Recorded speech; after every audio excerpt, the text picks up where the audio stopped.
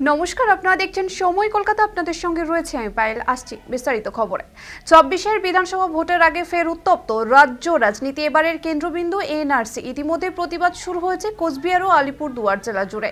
রবিবার আলিপুরদুয়ার জেলার আসাম সীমান্তবর্তী পাকড়িগুড়িতে কুমারগ্রাম ব্লকে তৃণমূলের উদ্যোগে অনুষ্ঠিত হয়েছে এনআরসি বিরোধী মিছিল ও সভা।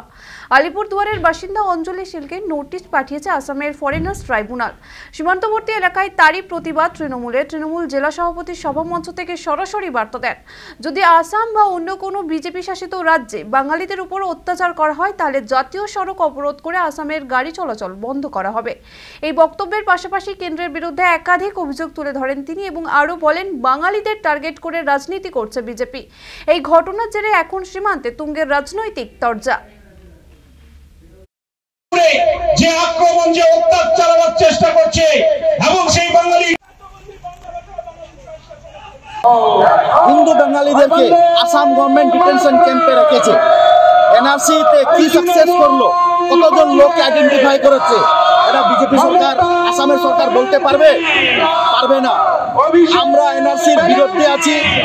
বর্ডার রেখার কাজ সেন্ট্রাল গভর্নমেন্টের, বিএসএফ এর, পুলিশ প্রশাসনের না। বর্ডারে বাংলাদেশ থেকে ঢুকবে না এটা রেসপন্সিবিলিটি কাকে নিতে লাগবে?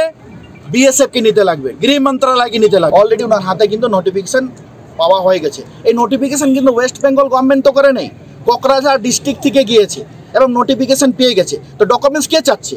ডকুমেন্টস তো আসাম গভর্নমেন্ট চাচ্ছে, বিজেপি গভর্নমেন্ট চাচ্ছে। তাদের বিরুদ্ধে আমরা ইউনাইটেডলি সব মানুষকে বাঁচানোর জন্য আমরা রেডি আছি।